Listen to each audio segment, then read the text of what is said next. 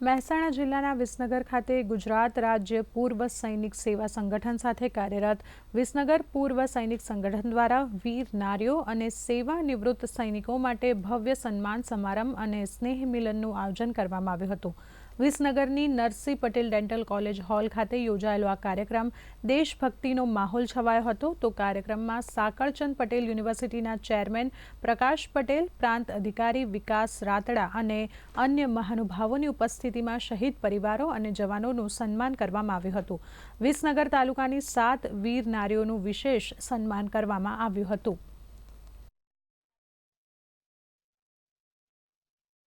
2021 થી 2025 સુધી જે સૈનિકો નિવૃત્ત થયા છે તેમનું આજે વિસનગર માજી સૈનિક સંગઠન તરફથી સન્માન કરવામાં આવ્યું। રિટાયર્ડ થઈને ફૌજીઓ આવ્યા છે 2021 પછી એમનું સન્માન કરવા જઈ રહ્યા હતા અને જે રિટાયર્ડ થયા પછી ફરીથી સર્વિસમાં લાગ્યા એમનું સન્માન કરવાનું હતું અને એનાથી વધુ અહોભાગ્ય અમારું એ હતું કે અમારા જે પરિવાર જે વીર થઈ ગયા હતા, વીર નારીઓ હતી, એ વીર નારીઓનું સન્માનવાનો આજે અમને મોકો મળ્યો।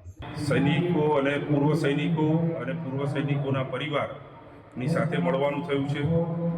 અમારા વિસનગર તાલુકાના સૈનિકોએ જે દેશની આઝાદી માટે, દેશની સંરક્ષણ માટે કુરબાની આપી છે, શહીદ થયા છે, આજે એમના પરિવારોનું સન્માન કરતાં અમને ખૂબ હર્ષ અને લાગણીની અને ગૌરવની અનુભૂતિ થઈ રહી છે।